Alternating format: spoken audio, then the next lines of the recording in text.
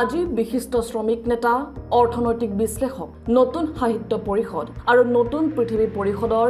ৰাজ্যিক সভাপতি অনন্ত কলিতাৰ প্ৰথম মৃত্যুবাৰ্ষিকী উপলক্ষে গুৱাহাটীৰ লক্ষীৰাম বৰুৱা সদনত তেখেতৰ পৰিয়াল তথা নতুন সাহিত্য পৰিষদৰ উদ্যোগত এখন সোঁৱৰণী সভাৰ লগতে স্মৃতিগ্ৰন্থ অনুষ্ঠান আয়োজন কৰা হয়। সভাত বিশিষ্ট অতিথিৰূপে উপস্থিত থাকে বিশিষ্ট চিন্তাবিদ শ্ৰদ্ধাৰ হীৰেন গোহাঁই, সৰভোগ সমষ্টিৰ প্ৰাক্তন বিধায়ক হেমেন দাস, বড়ো সাহিত্য সভাৰ সভাপতি তৰেণ বড়ো, সাংবাদিক নিতুমণি শইকীয়াৰ লগতে কেইবাগৰাকীও বিশিষ্ট ব্যক্তি। উক্ত সভাত বিশিষ্ট চিন্তাবিদ হীৰেন গোহাঁয়ে অক্লান্ত অনন্ত শীৰ্ষক স্মৃতিগ্ৰন্থখন উন্মোচন কৰে। উল্লেখযোগ্য যে বিগত বৰ্ষৰ ২৭ আগষ্টত বিশিষ্ট শ্ৰমিক নেতা তথা নতুন সাহিত্য পৰিষদৰ সভাপতি অনন্ত কলিতাই ইহলীলা সম্বৰণ কৰিছিল।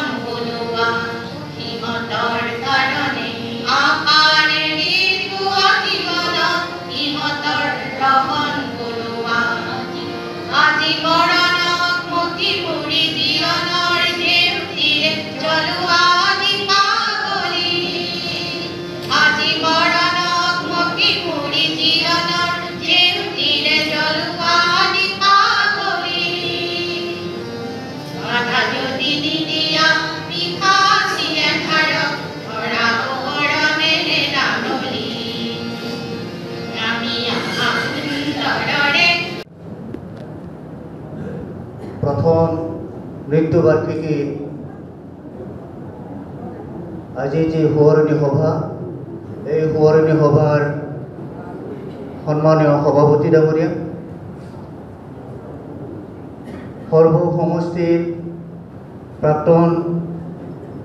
বিধায়ক সন্মানীয় হেমেন দাস,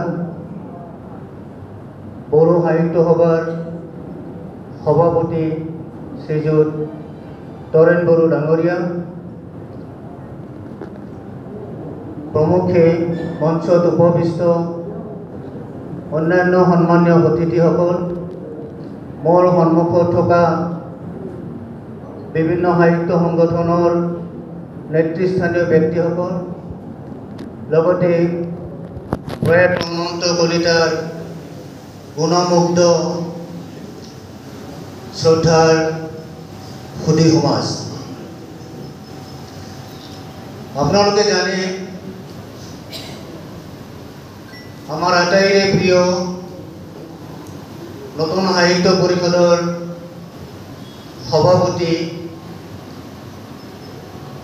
অনন্ত কলিতাৰে ২০২৩ চনৰ ২৭ আগষ্টৰ দিনা তেখেতৰ মৃত্যু হৈছিল।